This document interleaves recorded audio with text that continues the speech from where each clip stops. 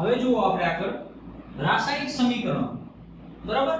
એમાં જો રાસાયણિક સમીકરણ કેવી રીતે લખાય છે યોગ્ય ઉદાહરણ દ્વારા સમજાવો. હવે તમને આમાં એક પ્રવૃત્તિ આપી હતી જે એમાં એવું કહેવા માંગે છે એક મેગ્નેશિયમની પટ્ટી લ્યો, બરાબર? એને હવામાં સળગાવવાનું, એટલે કે હવાની હાજરીમાં એનું શું કરવાનું? દહન કરવાનું. તો યાદ રાખજો કે જે મેગ્નેશિયમની પટ્ટીને હવાની હાજરીમાં દહન કરવામાં આવે છે ત્યારે તે સફેદ ઝગમગારા સાથે સળગી ઉઠે છે, બરાબર? કઈ જ્યોતિ સળગી ઉઠે છે? તો કે સફેદ ઝગમગારામાંથી જ્યોતિ તે સળગી ઉઠે છે, બરાબર? અહીંયા જો તમને એક ઉદાહરણ આપ્યું છે, મેગ્નેશિયમની પટ્ટીનું ઓક્સિજનની હાજરીમાં હવામાં દહન થતા મેગ્નેશિયમ ઓક્સાઇડ બને છે. આ પ્રક્રિયાનું શબ્દ સ્વરૂપમાં વર્ણન કેવું થઈ જાય છે? લાંબુ થઈ જાય છે. તો તેને સંક્ષિપ્ત રૂપમાં નીચે મુજબ રાસાયણિક સમીકરણ સ્વરૂપે લખી શકાય છે. અહીંયા લખ્યું છે Mg+O2, બરાબર? અને બને છે શું? MgO, એટલે કે મેગ્નેશિયમ ઓક્સાઇડ બને છે. અને Mg+O2 બને છે શું ભાઈ? મેગ્નેશિયમ ઓક્સાઇડ બને છે. હવે જે આ બંને રહે ને, આ બંનેને કહેવાય છે પ્રક્રિયકો કહેવાય. શું કહેવાય છે? પ્રક્રિયકો. અને આને કહેવાય છે નિપજ. પ્રક્રિયકો કોને કહેવાય? પેલા એ સમજો કે જે રાસાયણિક પદાર્થ વચ્ચે પ્રક્રિયા થાય છે, એટલે કે બે પદાર્થ વચ્ચે પ્રક્રિયા થાય છે, બરાબર? એને કહેવાય પ્રક્રિયકો. અને કઈક પ્રક્રિયકો વચ્ચે પ્રક્રિયા થઈને કઈક બને છે એને શું કહેવાય છે? નિપજ કહેવાય છે. જે પદાર્થ વચ્ચે રાસાયણિક પ્રક્રિયા થવાની હોય એને કહેવાય પ્રક્રિયકો, અને જે થઈને કઈક બની જાય છે એને કહેવાય નિપજ. હાલો સિમ્પલ રીતે તમને ખબર પડી ગઈ, બરાબર? હવે જો આગળ અહીંયા Mg અને O2 ને કીધા છે પ્રક્રિયક અને MgO ને કીધા છે નિપજ.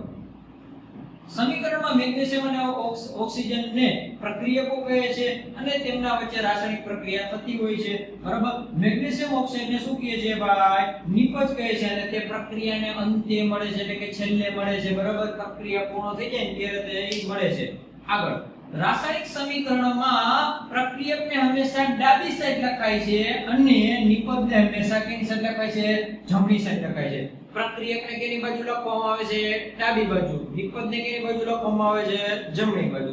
રેડી? આગળ પ્રક્રિયકો અને નિપજો વચ્ચે આવી તીર જેવી નિશાની મૂકવામાં આવે છે, એટલે કે એરો જેવી કંઈક નિશાની મૂકવામાં આવે છે, બરાબર? જો એક કરતા વધુ પ્રક્રિયક હોય તો બે પ્રક્રિયકો વચ્ચે પ્લસની નિશાની મૂકવામાં આવે છે, બરાબર? એવી જ રીતે જો નિપજો એક કરતા વધુ નિપજ મળતી હોય તો એની વચ્ચે પણ પ્લસની નિશાની મૂકવામાં આવે છે. જો એક કરતા વધુ પ્રક્રિયકો પ્રક્રિયામાં ભાગ લેતા હોય તો તેમની વચ્ચે પ્લસની સંજ્ઞા મૂકવામાં આવે છે. એવી જ રીતે એક કરતા જો વધુ નિપજો ઉત્પન્ન થતી હોય તો તેની વચ્ચે પણ પ્લસની સંજ્ઞા મૂકવામાં આવે છે. રેડી? ડન. અહીંયા લગી આગળ જો તીરનો અગ્રભાગ હંમેશા નિપજો તરફની હોય છે, એટલે કે આની તરફ પ્રક્રિયા આગળ વધે છે, એટલે કે નિપજ તરફ પ્રક્રિયા આગળ વધે છે, એટલે એની તરફ હંમેશા એરો રાખવામાં આવે છે. ક્લિયર? એટલે કે સમજાઈ ગયું કેવી રીતે રાસાયણિક સમીકરણ લખવું, બરાબર? ખબર પડી ગઈ? ઓકે, ચલો આપણે આગળ જોઈએ.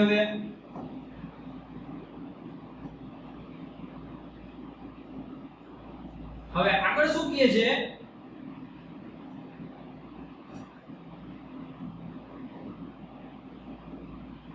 જો અસંતુલિત રાસાયણિક સમીકરણ કોને કહેવાય? એ સમીકરણ ખબર પડી ગઈ હે? હવે અસંતુલિત રાસાયણિક સમીકરણ કોને કહેવાય? બરાબર? એમાં જો તમને એક એક્ઝામ્પલ આપ્યું છે. શું આપ્યું છે? તો કે મેગ્નેશિયમ પ્લસ ઓક્સિજન બને છે શું? તો કે મેગ્નેશિયમ ઓક્સાઇડ બને છે. રેડી? હવે આ જો મેગ્નેશિયમ તત્વ છે એને માત્ર ને માત્ર અહીંયા કેટલા પરમાણુ છે? તો કે એક જ પરમાણુ છે. સામે નિપજોમાં જો મેગ્નેશિયમ કેટલા બને છે? તો કે એક જ બને છે. હા, તો કે મેગ્નેશિયમ બે બાજુ સરખા છે, એટલે કે પ્રક્રિયકમાંય સરખા છે અને નિપજમાંય સરખા છે, બરોબર? હવે ઓક્સિજન જોવો છે, પ્રક્રિયકમાં ઓક્સિજન કેટલા છે? તો કે 2 છે. આમે નિપજમાં ઓક્સિજન જોવો છે, ઓ સાહેબ અહીંયા એક જ છે ઓક્સિજન. તો ભાઈ પ્રક્રિયકમાં કેટલા ઓક્સિજન છે? 2. આમે નિપજમાં કેટલા છે? 1. વાંધાવાળો નો કહેવાય, આલોચાવાળો નો કહેવાય કે પ્રક્રિયકમાં 2 અને નિપજમાં કેટલા ઓક્સિજન છે? 1 જ છે, બરાબર? તો આવા જે સમીકરણ હોય એને કહેવાય અસંતુલિત સમીકરણ. શું કહેવાય છે? અસંતુલિત સમીકરણ કહેવાય છે. શું કહેવાય છે ભઈલા? અસંતુલિત સમીકરણ. આગળ જો આપણે જોઈએ જે રાસાયણિક સમીકરણમાં દરેક તત્વોના પરમાણુની સંખ્યા સમાન ન હોય, કેવી ન હોય તેવા રાસાયણિક સમીકરણને અસંતુલિત રાસાયણિક સમીકરણ કહેવાય છે. ચલો ક્લિયર, ખબર પડી ગઈ અસંતુલિત રાસાયણિક સમીકરણ કોને કહેવાય. આગળ ઉપરના સમીકરણમાં બંને બાજુ દ્રવ્યમાન અને પરમાણુની સંખ્યા સમાન હોતી નથી, એટલે કે એમાં પરમાણુની સંખ્યા સમાન હોતી નથી. જેમ કે મેગ્નેશિયમમાં બે બાજુ છે સમાન, પણ ઓક્સિજનમાં એના પરમાણુની સંખ્યા સમાન નથી. આવા અસંતુલિત સમીકરણને મેગ્નેશિયમનું માળખાકીય રાસાયણિક સમીકરણ કહે છે. શું કહે છે? મેગ્નેશિયમનું માળખાકીય અથવા તો કંકાલ રાસાયણિક સમીકરણ કહે છે. બરાબર, જે અસંતુલિત રાસાયણિક સમીકરણ હોય એને કહે છે માળખાકીય રાસાયણિક સમીકરણ અથવા તો કંકાલ રાસાયણિક સમીકરણ. ચલો ક્લિયર, ખબર પડી ગઈ અસંતુલિત રાસાયણિક સમીકરણ કોને કહેવાય. રેડી, આગળ જુઓ આપણે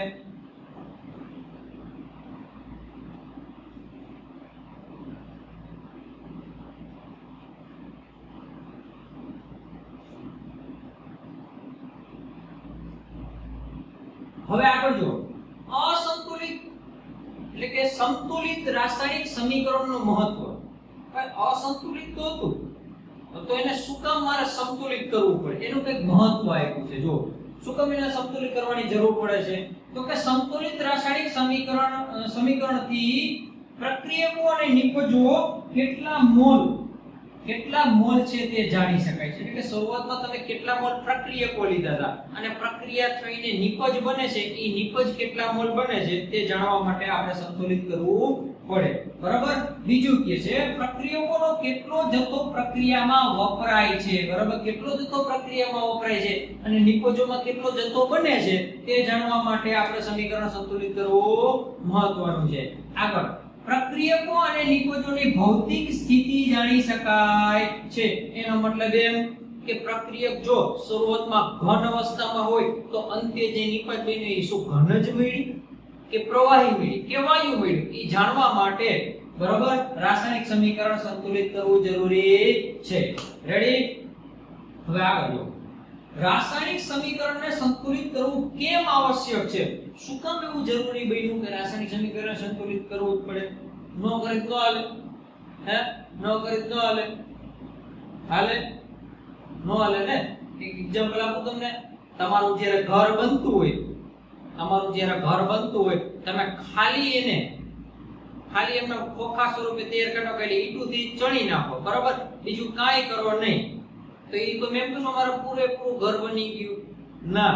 તો કે એમાં તમે પ્લાસ્ટર કરશો, લાદી નાખશો, લાઇટો ને બધું વગેરે ફિટ કરશો, કલર કરશો, તી પછી કેવો ઉઠાવ આવે, તો કે મસ્ત ઉઠાવ આવે. બરાબર, ત્યારે જ આપણું ઘર સંપૂર્ણપણે પૂરું થયું કહેવાય કે ન કહેવાય. હા, તો કે ત્યારે જ કહેવાય. તો એવી જ રીતે જો અસંતુલિત રાસાયણિક સમીકરણ હોય તો તે સમીકરણને પૂરેપૂરું થયું કહેવાય નહીં. ખાલી તમે માળખું તૈયાર કર્યું એટલે જ આપણે માળખાકીય સમીકરણ કહેતા. ખબર હે? આના આગળ સ્લાઇડમાં આપણે જોયું ને કે શું કહેતા હતા, માળખાકીય સમીકરણ અથવા તો એને કહેતા હતા કંકાલ સમીકરણ. પણ એ સમીકરણ આપણું સાચું પડે નહીં. આપણે હંમેશા શું લખવું પડે? સંતુલિત રાસાયણિક સમીકરણ જ લખવું પડે. હવે શું કામ સંતુલિત કરવું આવશ્યક છે જોવો જોઈએ. કારણ કે આ એવું કહે છે કે દળ સંચયનો નિયમ મુજબ રાસાયણિક પ્રક્રિયા દરમિયાન પ્રક્રિયકોનું એટલે કે પ્રક્રિયકો દ્રવ્યનું સર્જન કે વિનાશ થતો નથી. જોવો જોઈએ સંતુલિત રાસાયણિક સમીકરણમાં પ્રક્રિયકો અને નિપજોના બંને તરફના પરમાણુની સંખ્યા કેવી રાખવામાં આવે છે? તો કે સમાન રાખવામાં આવે છે. હવે આગળ શું કીધું છે? આગળ કીધું છે દળ સંચયના નિયમ મુજબ દ્રવ્યનું સર્જન કે વિનાશ થઈ શકતો નથી. એટલે કે જે હોય એ એમનામ એનું દળ રહે છે. બરાબર, દ્રવ્યમાન એનું એમનામ રહે છે. આગળ જેથી રાસાયણિક સમીકરણમાં પ્રક્રિયકો અને નિપજોનું દળ સમાન રહે છે, પરિણામે રાસાયણિક સમીકરણમાં રહેલા પ્રત્યેક તત્વના પરમાણુની સંખ્યા બંને બાજુ કેવી રાખવામાં આવે છે? સમાન રાખવી જરૂરી બને છે. બંને બાજુ એક જ સરખી રાખવી પડે, નકર રાસાયણિક સમીકરણ કહેવાય નહીં, અથવા તો સાચું રાસાયણિક સમીકરણ ન કહેવાય, એને માળખાકીય રાસાયણિક સમીકરણ કહેવાય. બરાબર આગળ જુઓ આથી રાસાયણિક સમીકરણને સંતુલિત કરવું ખૂબ જ આવશ્યક છે નીચે તમને અહીંયા એક રાસાયણિક સમીકરણ આપ્યું છે જો કયું આપ્યું છે તો કે અહીંયા લીધું છે ઝીંક અને એની હારે પ્રક્રિયા કરવા માટે લીધું છે H2SO4 એટલે આ બંનેને શું કહેવાય ભાઈ આ બંનેને શું કહેવાય આ બંનેને કહેવાય પ્રક્રિયકો શું કહેવાય પ્રક્રિયકો અને અહીંયા શું ઉત્પન્ન થયું તો કે ZnSO4 અને H2 આ બંનેને કહેવાય શું નિપજ કહેવાય શું કહેવાય ભાઈ નિપજ હવે જો આપણે રાસાયણિક સમીકરણ સંતુલિત છે કે નહીં ઈ જોઈએ હાલો અહીંયા શું છે ઝીંક બરાબર તો સામે ઝીંકના અહીંયા એક જ પરમાણુ છે ઝીંકનો બરાબર તો અહીંયા ઝીંકના કેટલા છે પરમાણુ તો કે એક જ છે હા તો કે ઝીંક કેવું છે તો કે સંતુલિત છે અહીંયા હાઇડ્રોજન તત્વોના હાઇડ્રોજનના કેટલા પરમાણુ તો કે બે પરમાણુ છે અહીંયા હાઇડ્રોજનના કેટલા પરમાણુ છે બે પરમાણુ હા સાહેબ તો કે હાઇડ્રોજન એ સંતુલિત છે અહીંયા સલ્ફર જો એક જ પરમાણુ ધરાવે છે સામે નિપજમાં પણ સલ્ફર એક જ પરમાણુ ધરાવે છે તો સલ્ફર પણ કેવું છે સંતુલિત છે ઓક્સિજન કેટલા પરમાણુ ધરાવે છે તો કે 4 પરમાણુ ધરાવે છે તો સામે નિપજમાં પણ ઓક્સિજન કેટલા પરમાણુ ધરાવે છે તો કે 4 પરમાણુ ધરાવે છે હા આ બધી બાજુ પ્રક્રિયકોમાં અને નિપજોમાં બધી બાજુ પરમાણુ સંખ્યા સમાન છે તો આવા રાસાયણિક સમીકરણને કહેવાય સંતુલિત રાસાયણિક સમીકરણ બરાબર હવે આપણે જોઈશું કે રાસાયણિક સમીકરણ સંતુલિત કઈ રીતે કરવું એ નેક્સ્ટ લેક્ચરમાં આપણે જોશું